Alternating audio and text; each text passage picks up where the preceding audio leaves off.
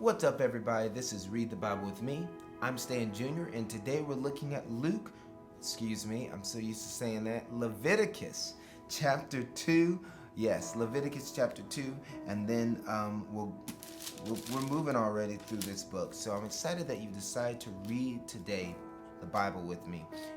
If you haven't already, like this video and always leave a comment below. I love reading your comments, and I try to go back and like them and just talk to you guys if you have any questions or anything like that.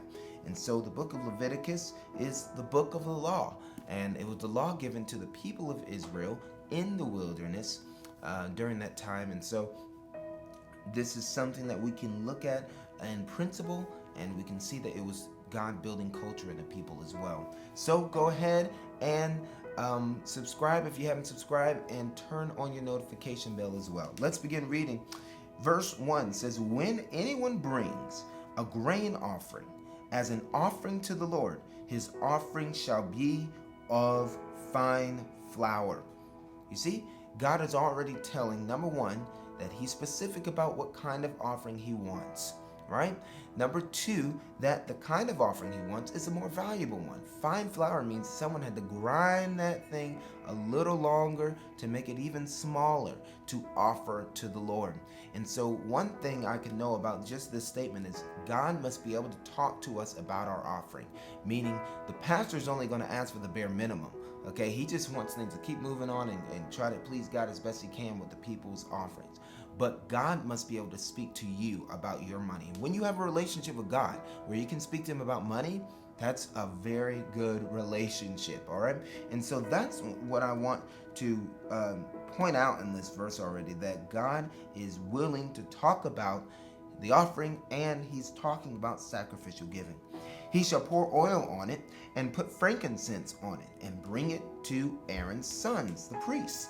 And he shall take from it a handful of fine flour and oil with all of its frankincense. And the priest shall burn this as its memorial portion on the altar, a food offering with a pleasing aroma to the Lord. But the rest of the grain offering shall be for Aaron and his sons.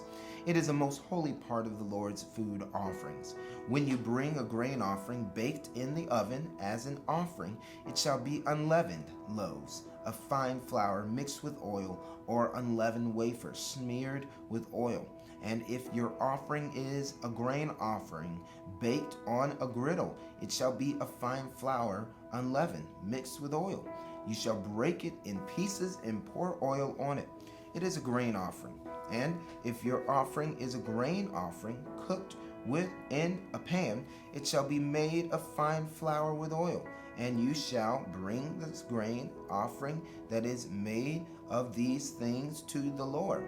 And when it is presented to the priest, he shall bring it to the altar, and the priest shall take from the grain offering as a memorial portion of the burn, and burn this on the altar, a food offering with a pleasing aroma to the Lord. But the rest of the grain offering shall be for Aaron and his sons. It is a most holy part of the Lord's food offering.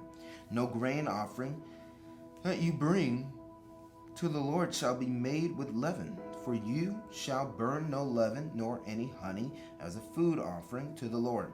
As any offering of first fruits you shall bring them to the Lord, but they shall not be offered on the altar for a pleasing aroma. You shall season all your grain offering with salt. You shall not let the salt of the covenant with your God be missing from your grain offering. With all your offerings you shall offer salt. If you offer a grain offering of first fruits to the Lord, you shall offer the grain offering of your first fruits, fresh ears, roasted with fire, crushed new grain, and you shall put oil on it, and lay frankincense on it, and it is a grain offering. And the priest shall burn as its memorial portion some of the crushed grain and some of the oil with all of its frankincense. It is a food offering to the Lord. And so that's chapter 2 of the book of Leviticus. I thank you for reading with me.